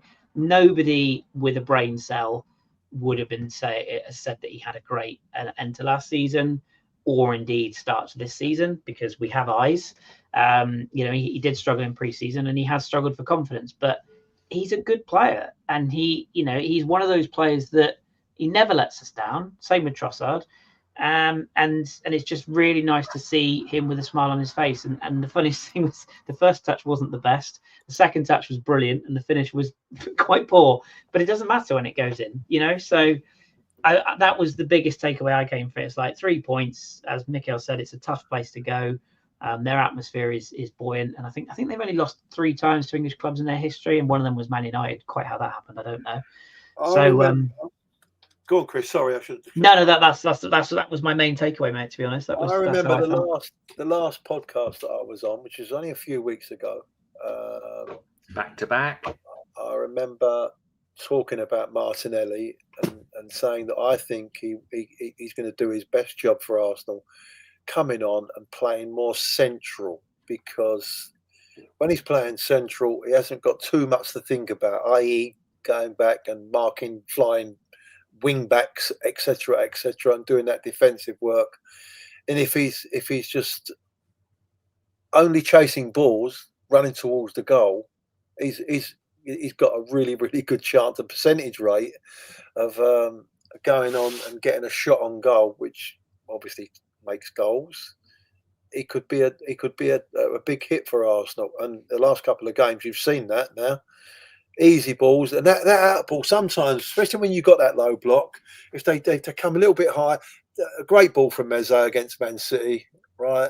And you see the one last night, a great ball, and running onto it, and he can score goals. And hopefully he'll carry on doing that, and he could be a kind of like super sub for us or something like that, when he comes on. I would like to have seen him play through the middle last night, just to give it a go, because he has got the pace and he's got an eye for goal. But Arteta seems to say no bueno to that. Gabby's a confidence player as well. This is the other thing. Like when he's at it, he's still like 23. I think he's still young, isn't he? So, I'm all for it. And like I say, it's well talking about, like just mentioning last night's game. People wanted Trossard sold in the summer. What benefit was 20 million in the bank when you can have a player who consistently? Okay, yeah, and I know Josh is listening to this going, shut up, because he hates him, but he's the Belgian Arshavin. Which I just think is really unfair, because yes, he does turn in a 1 out of 10 every few weeks, but consistently he's in the 6 to 7 out of 10, if not the 8 or 9. So it always looks like he's not had enough sleep. Yeah, but I mean, he's getting up there in years, and he plays for Belgium, for Christ's sake. I mean, you wouldn't be happy if he played for Belgium. Not even a real country. There you go. But for me, he is your archetypal ideal. He's a Swiss Army knife for a squad. Can play in multiple positions across the front three. Very rarely lets you down in terms of output, makes an impact. And people say, oh yeah, but all he does is moan about not getting game times. I like that in a player. I don't want players to be happy just to turn up and not play. You want a player who's going to moan a bit and sort of force his way into the team. So no, I'm all for it. And by the way, he should have been given a knighthood for throwing the ball at Bernardo Silva, the cheated little twat. Oh, he's an arsehole. He's a fucking rat, isn't he? Any thoughts on Olympiacos, Geoff? We're at home, and then West Ham after that. We're at home. Will West Ham get the new manager bounce that we're probably expecting sooner rather than later? I'll bring them on, mate. I'm not worried about West Ham. We've got enough to plough through them, surely. I've said that a couple of years, but we've struggled against them. Olympiacos, you know what? I've not been following them of late, so I don't know what their form's been like. It's always difficult if you're playing against a team that's had a lot of wins behind them, because they think they're invincible. They can beat anybody. So I don't know what they've been like, but the way we are, the way we set up, we should be able to take care of Olympiacos. Currently top of the Greek league, 4 games gone, 3 wins and a draw. Okay, but it is the Greek league, so yeah, I mean, but it still wins. It's still they're still top of the league. They're obviously going to have great confidence, and they're all going to fancy themselves coming to the Emirates. But nah, this is the Emirates and this is the Arsenal. I don't think we've got no problems with them, mate. Get a nice early goal, settle down a little bit. We should go 2 or 3, hopefully. I think Olympiacos have won the Greek league something like 72 seasons in a row, or something like that. I'm just looking here. They've actually won it. Oh, they've only won it 1 in a row. But at one point, they did win it about 10 in a row. Like the season before, it was PAOK. And then before that, it's my boys, AEK Athens. I'm old enough to remember when we lost to PAOK Salonika in the UEFA Cup all those years ago. Yeah. Oh, does anybody want some cat anus? Betty's here. She's going to wiggle her ass at everybody as usual. Also, by the way, you want to talk about fans not being happy? Yeah. Just find yourself a cheerful West Ham fan. They are literally, you can't find one. They don't exist.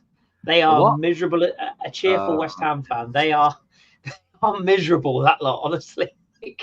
They can't stand any. They hate their stadium. They hate their team. They hate their manager. They're just like, and I quite like West Ham. I know it's not a popular view as an Arsenal fan, but the only thing they like is pie and mash, mate, at the minute. That's very true.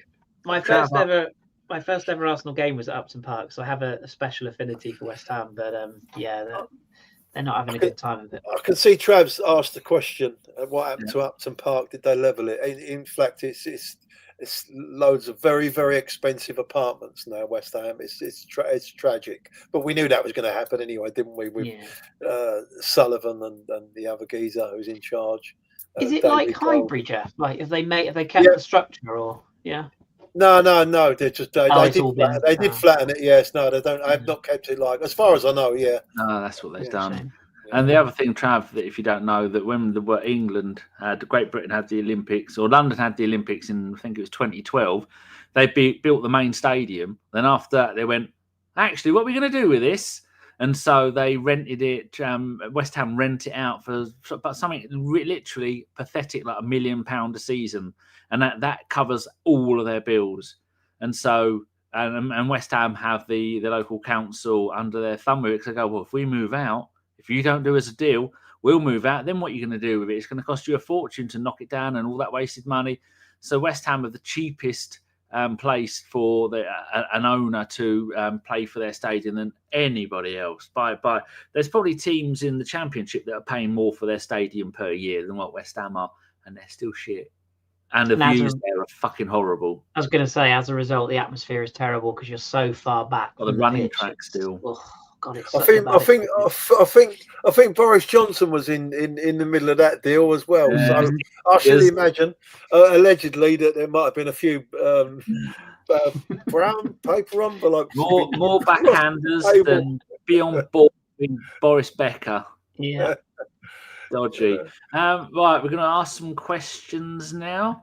We've got one that someone tweeted in from Essex Gooner at Wengers with a W _goons for you, Geoff. Who do you guys think is our greatest academy player of all time? Tony Adams for me, but interested to hear your point of view. Great pod, lads. The OG. Mine's going to be Tony Adams because he's my favourite ever player. So, Geoff? Oh, I go back a long way, don't I? You're going to say someone like Brady or Rocastle, aren't you?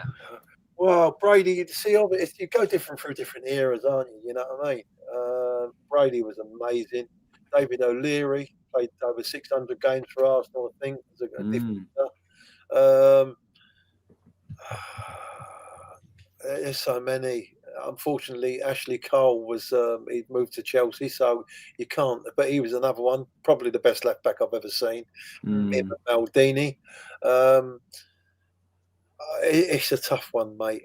I suppose. Who else we got? Was Cesc? Could you say that he wasn't in the academy? No, from La Masia, wasn't he?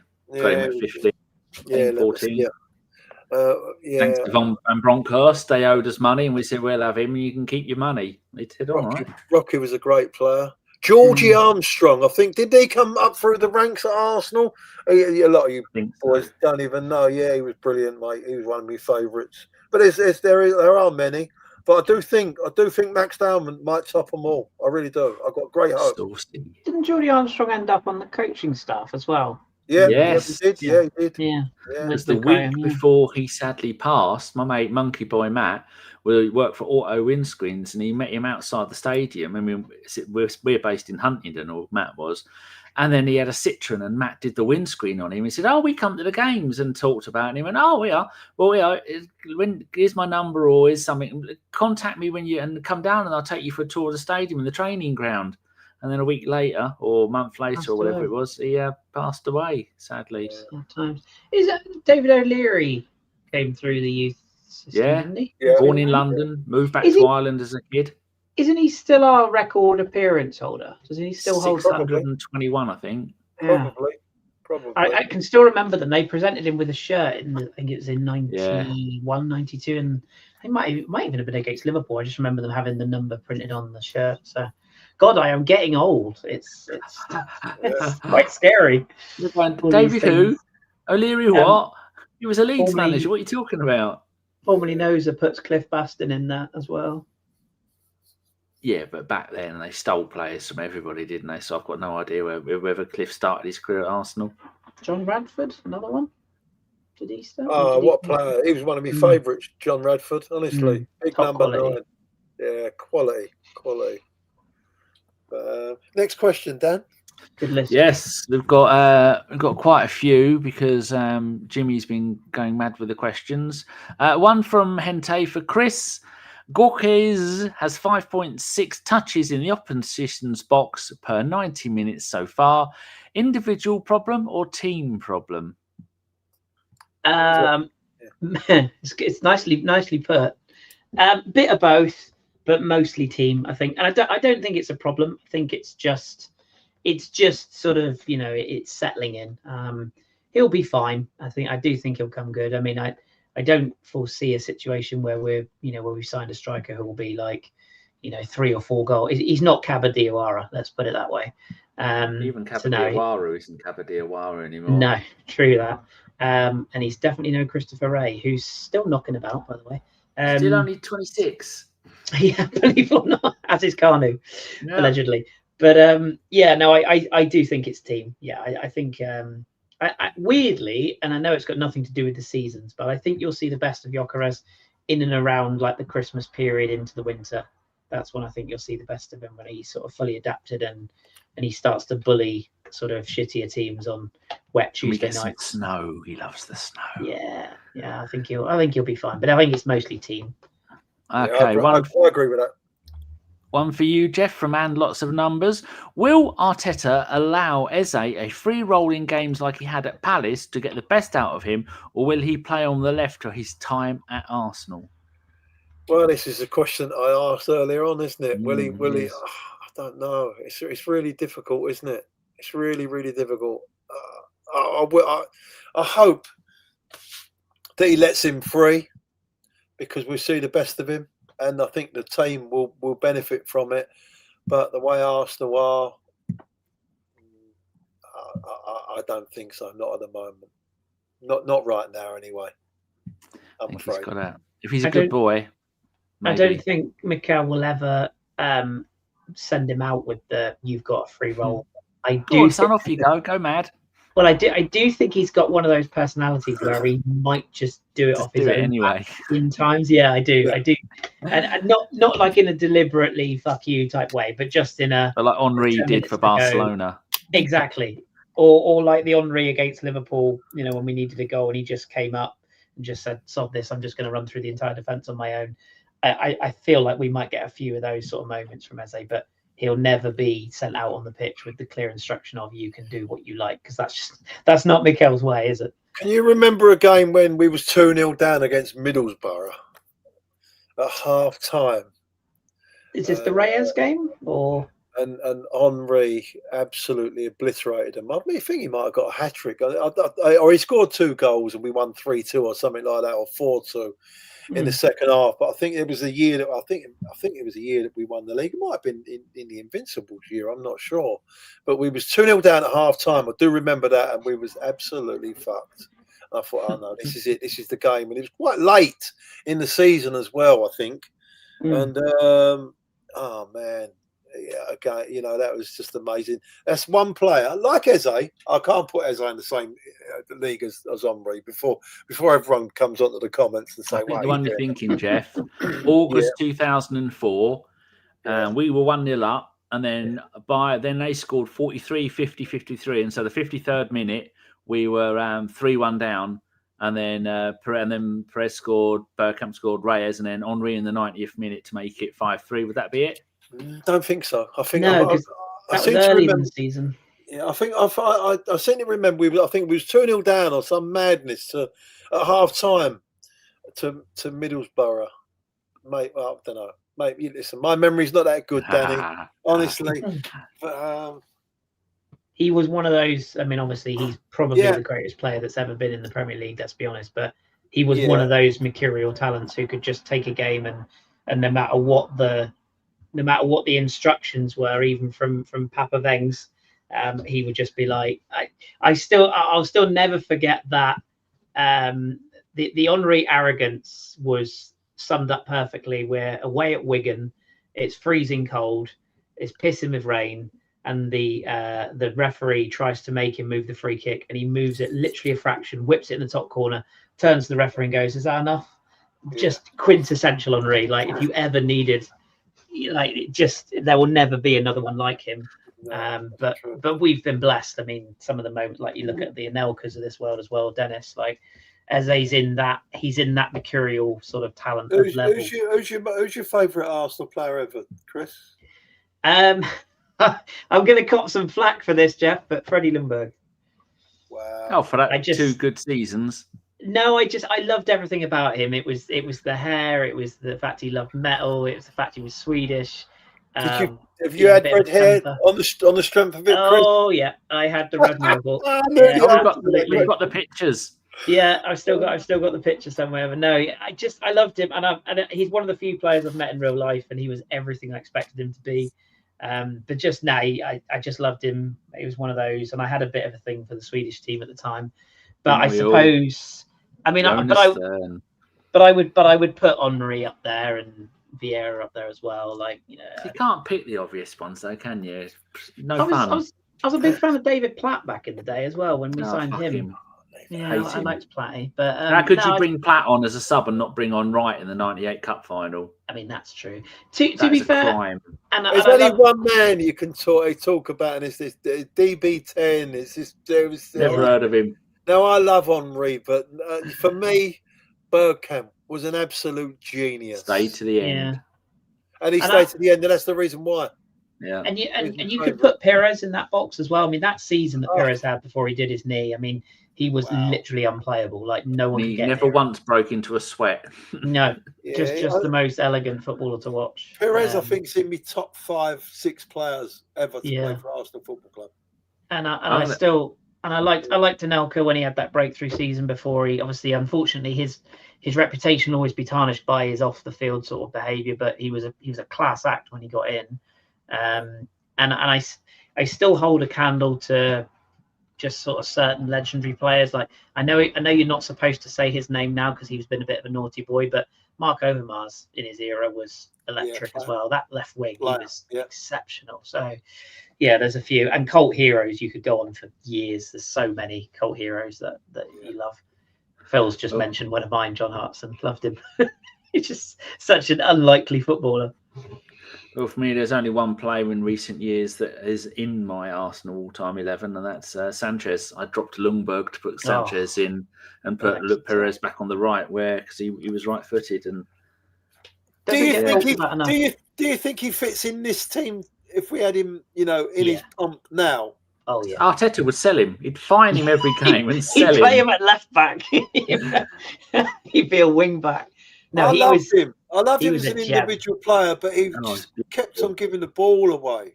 Yeah, he was one of those. He was one of those players. If you could put up with the fact that 7 dribbles out of 10 would go nowhere, but the other 3 would be exceptional goals, he was one of those. I mean, it's a little bit Ozil, wasn't he? Like he would have those moments, and you'd go, oh, and then he'd just give the ball away on halfway, and you'd be like, oh, there was no in between. What a player, though. What a player. Yeah. Right, next question is from Jimmy, who's given us quite a few. He says, Danny, a couple of weeks ago, I said about the club going past Ødegaard. I think he said in a similar way that we got past Zinchenko and Jesus. We've moved on a bit. With each game that goes past, it seems like it could be a little bit correct in his thoughts. I think Ødegaard will have to change the kind of game that he's going to play, because I think at the moment Arteta likes to have that more compact midfield 3. Not the Ødegaard of 2 or 3 years ago, which is the role that we'd like to see Eze play. So it's just going to be fitting in when you can. But I do think that Ødegaard's days, I think a lot of players' days are going to be, who have been at the club for a few years, could well be not the star that they were, because we've got so many other top quality players around them. Either you disagree? No, I don't. I think he gets too much stick, Ødegaard. I really do. Yeah. I do think he could maybe drop a little bit deeper.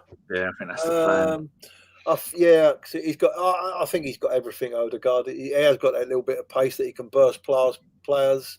His quality on the ball is amazing. We ain't even seen the quality that he's got, really, and. He does a lot for Arsenal. He does so much. The press to start with.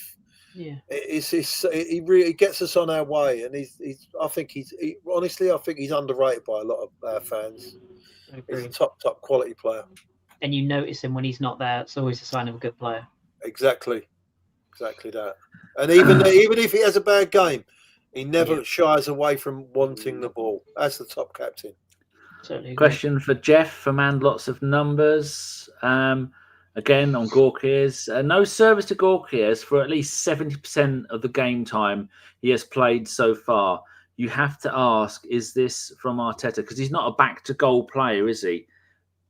And so he's not. And plus, we would, like Kris said at the beginning of the pod, Arteta hadn't planned to play him this much, this often, had he? Correct. That's right. Mm-hmm. Very true. I think you'll see a change in that. Once we get used to him, you'll see a lot of balls, especially when teams are playing that low block, which they tend to do against Arsenal. I mean, it's always good if we score early, because then teams have got to come out and play to try and get a goal back.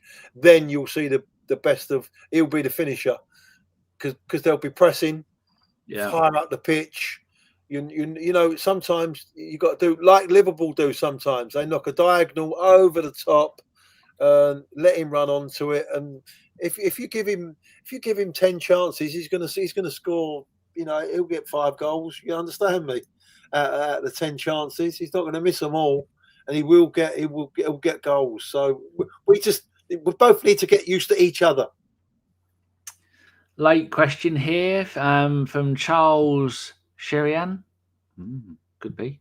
Might have got that wrong. Says, hi guys, great to see ABW live. Geoff and Kris, please rate the Arteta interview on CEO appreciation. What is the thinking behind him saying that?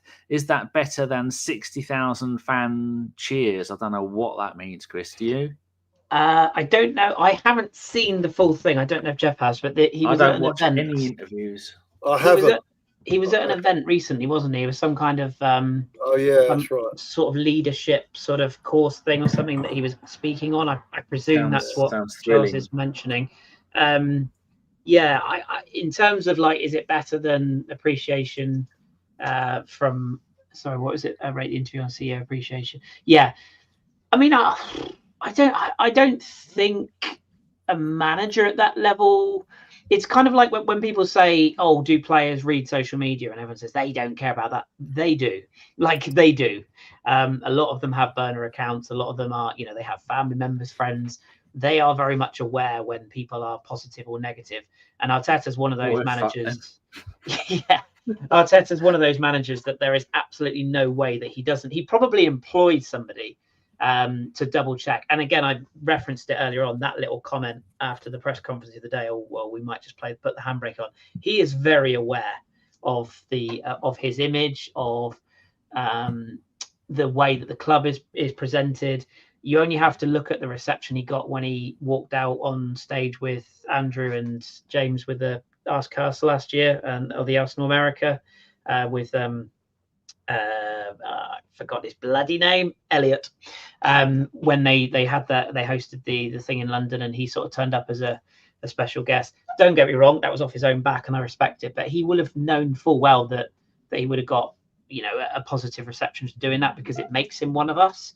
So he's very aware of his own image. But I definitely think that he's a very intelligent guy, and whatever you think of him, whether you think he should play better football or whatever it is, this is his first job. Let's not forget that. And he's manager of Arsenal. Like that's quite a compliment. And he's been given a lot of money by some very rich people. He's got probably one of the best directors of football in the world game in Andrea Berta now as well. So I don't think it's any coincidence that sort of event would have gone down well. And Charles just followed up by saying that he made Man City play deep and got claps from presidents and CEOs. Presidents, why say that? Yeah, I mean, again, I think it's hard to judge, because if it's a non-football event as well, I guess his answers will be slightly different compared to that. And I notice, I don't know if you've noticed this, Geoff, but I've noticed this year that he's with his interviews, he's definitely leaning into he's turned into a Sith Lord. He's leaning into the dark side. Whenever you see Mikel interviewed by one of the Sky puppets, insert name here, he's always like desperate to get away. You can see he just does not want to talk. They're going to try and fucking cunt him off every single time. Of course they are. Trying to play a game of got ya, unless it is Tom Canton or Simon. Yeah, also. If people ask him an intelligent question, he answers. But one of my friends, or my physio, in fact, he's a Man United fan, and he says to me, he's like, "Oh, why is Arteta such a prick? Like, why is he so arrogant? Why is he?" And I'm like, do you know what? It is always opposition fans, because he does come out with some utter guff, but he does that because he doesn't want to talk about the players. He wants to take the pressure away. There's no way he believes in some of the quotes he comes out with, and the thing about the ball and all that. It's all just counter stories. It's not. Don't take it too seriously. There's no way that he goes home at night and believes some of the stuff he comes out with. It's very clever, and that's the reason he's invited to these events, because he's obviously an incredibly clever man. So that's all I can really say. But I haven't seen the whole event, so I can't speak for the actual event itself, to be fair. Geoff, would you like to see Mikel come on this podcast? Yeah, definitely. It'd be great. With you hosting. I think he'd be brilliant. I couldn't host anything, mate. I swear to God, I couldn't host a piss up in a brewery, mate. But yeah, you guys, yeah, it'd be great if he could come on with you guys. I don't think that's going to happen, though, Chris. No. I've got to be honest with you. I don't even think they'd tell us to fuck off. It'd just be nothing. I'm still amazed that Charles Watts got a book out of him. Like, I imagine the process of that, like to getting those quotes or whatever. It'd be like milking a bat. Oh Lord, take forever. But I don't think he gives a shit about anything outside Arsenal Football Club, right? And he's got his mind completely set on what's in hand, and he don't give a shit. And all he does, he goes to those press conferences because he's got to.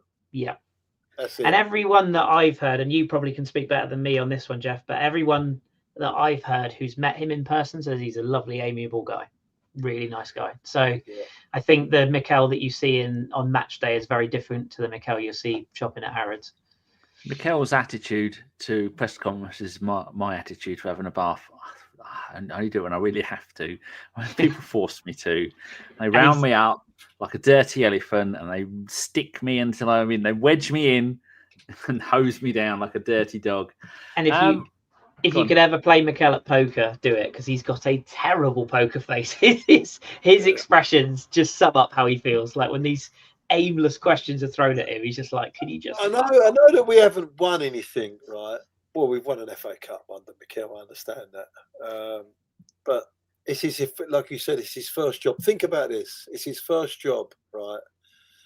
And he's had 3 runner-ups in the toughest league in the world, right? Now, listen, I think that's a really, really good job that he's done there. I really do. I don't know any other manager in the whole wide world that has done that in the Premier League in their first job. If you can name them, I'd be listening to you. But I don't think there's anybody like that. Well, been that close 3 seasons in a row. Well, you've become runner-up 3 times on the spin, right? Well, no, we're the only team to have ever done the Premier League 3 times in a row. There you go. In the Premier League as well. So I don't understand why. I mean, I do understand why people, the expectancy and stuff like that. But we just keep on banging on the door, mate. We're going to get there. We're going to get there. Bloody injuries, Geoff. That's what it is. And a lot of it's hate watch. A lot of it's just other fan narratives, like, second again, ole, ole. And it's like, but if you offered second to Newcastle, Villa, Everton, they would snap your hands off. So, don't get it twisted. It's, we all want to win something, but this perception that Arsenal fans are arrogant, unfortunately, a lot of that is taken from social media, where certain opinions cast by certain content creators often get the clicks, whereas the actual real match-going fans or the genuine hardcores are a lot more balanced than those people. That's all I will say to that. Yeah. One final question. Jimmy always gives us lots of decent questions. So this one says, this one is for Kris. Now you have done your obligation 1 appearance, what time next year will we see you again unless it's an emergency? It depends how the season goes, because if we're out of everything by Christmas, I'll want the stadium burnt to the ground and I'll disappear again. I as anyone knows, I used to do the pods back in there when we did one every week. I was here, rain or shine. Unfortunately, life just gets in the way sometimes, and we're all a bit older, and there is such a thing as podcast fatigue. You'll know this, Danny. Sometimes it can be a grind when you're constantly, and I do host another show each week as well, so it's not always easy to cram it all in. But Danny always knows where to find me, and plus you got Plymouth to support as well. And I got Plymouth to support. I'm one of those 2-team wankers now. You haven't shown the shirts yet. How dedicated I'm not going to, because I'll get all sorts of stick. No, screen grab. But actually, to be fair, apparently he's got more Plymouth shirts than he's got Arsenal shirts. I don't want to throw him under the bus or anything, but that is factually incorrect. No one's ever been thrown under a bus. Throw out a window or throw under a train. That happens. Buses.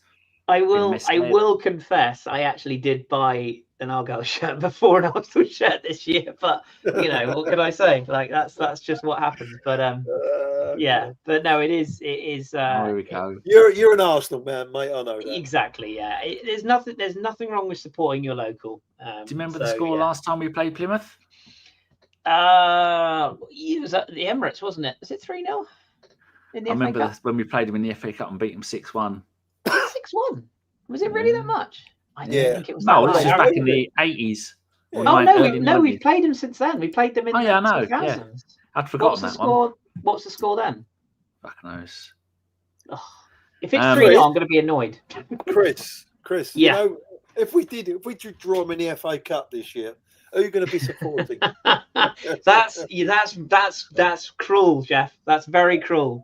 No, I'm very much Arsenal to the core. And when I go and watch our goal, I must confess, like I'm not a hardcore. I don't necessarily join in with the chants and that, but it's just nice to go and watch your local team, just like it would be for an Arsenal fan to go and watch Barnet or 3-1, Chris. It was 3-1. I just looked it up. 2009. Yeah, 6-1 in the League Cup in '89, and again in the FA Cup in '87. And I'll tell you what's really opened my eyes about going to lower league football as well. And when I say lower league, League One is still, there's still 10,000 odd people, 10 to 15,000 a week. The one thing that you really do notice when you watch that is people sit behind their TV screens every single week and they coat off Arsenal players, Man United players, Liverpool players, whatever. It's only when you're in a ground, when you hear fans turn and, there's disharmony about the board or about the transfers or a certain player as a stinker. It's pressure. Like these players, you can hear a lot of things because I tend to sit in different seats each time to take in different areas. To make it look more full, you keep changing. I just keep moving around. But it's true. Like when the ground turns toxic, and I think back to like the days with Xhaka and the armband and the Abue booing, and these players, I know they're very well compensated, but it's tough. It is tough when Plymouth aren't well compensated at all, are they? No, and it when a ground turns, it's quite nasty, and I often have thought to myself, actually, even down in little old League One, probably even more so, it's your fans can say some pretty shitty stuff, and it does affect players. So, that's why I think it's more important than ever that we get behind the teams we support, and we're perfectly entitled to raise our issues when things are not going our way. Freedom of speech, but just think before you type or speak sometimes, because it does affect players genuinely. A couple of funny bits before a bit of sad news. Jimmy says, in years to come, Chris will look like that Pompey fan. Portsmouth John Westwood. No, I have a wash, Jimmy, so there's a difference. Yep, I've not had my dinner yet, Geoff. We're going to do that. And one from Phil Macker says, has Chris got a half and half scarf yet? No. Maybe we'll nor will I ever. Maybe Secret Santa will get one. And just before we go, a bit of sad news. A young man called Billy Vigar. It was at Arsenal. It says former Arsenal Academy Billy Vigar sadly passed away at the age of 21. He was 22 in a few weeks. No. Vigar suffered a brain injury while playing for Chichester City against Wingate and Finchley last weekend. A product of the Hayland Academy. He signed scholarships in 2020, professional in 22. He was a forward. He trained with Arsenal from the age of 16. And we let him go, I think, in the summer of 2024. And it says, after sustaining a brain injury last Saturday, Vigar was put on an induced coma on Tuesday. He needed an operation to aid any chance of recovery. Although this did help, the injury proved too much, and he passed away Thursday morning. And he's 21 years old, Geoff. Yeah, he collided. Puts it all into context, doesn't it? Collided with a concrete wall, didn't he, at a football stadium?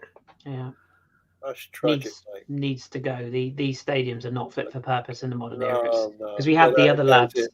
I can't remember who. There was another guy, wasn't there, a couple of years back, who played at a lower level, and he had the same. Well, there was the Nottingham Forest one, wasn't there? He nearly killed himself. The striker, was it last season?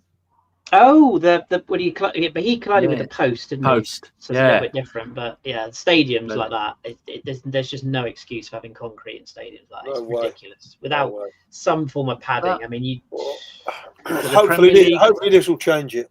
Yeah. Each Premier League club should adopt a handful of lower league clubs, because the amount of money in the Premier League compared to lower league football. Stop being greedy, you bastards. It might save a life. Yeah, good luck with that. Absolutely. Yeah, very sad news. It's not going to happen. Sad news. That. It's very sad. And I remember him doing the roundup when he went out on loan to Derby under 21s and another loan after that. I can't remember who it was. You know, we've spent the last 2 hours moaning and having fun. Yeah. Meanwhile, an ex-young player who was at the club passed away this morning. Very rare it happens, but hopefully it won't go unnoticed. Rest in peace, Billy. Yeah, absolutely. Yeah, enjoy every day.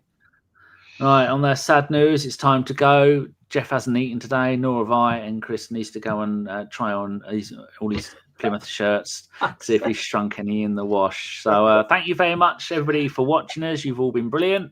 Thank you very much, Geoff. You've been wonderful as usual. Always a pleasure. Great to be on, Dan. See you in a couple of weeks, something like that. Lovely. And Kris, thank you very much. It's only a matter of time until we get sponsorship from Vidal Sassoon. Always a pleasure. Lovely to speak to Geoff, and I'll see you in a couple of years. You too, Kris.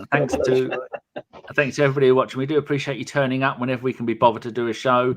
Remember, thumbs up. Don't subscribe. Don't share. Tell your friends, but do put it in a CC for everybody in the company you work for. And if you work for like the Group 4 security, that's going to be a couple of million people that will be turning in next week. Great days. Right. Thank you very much and goodbye. Bye.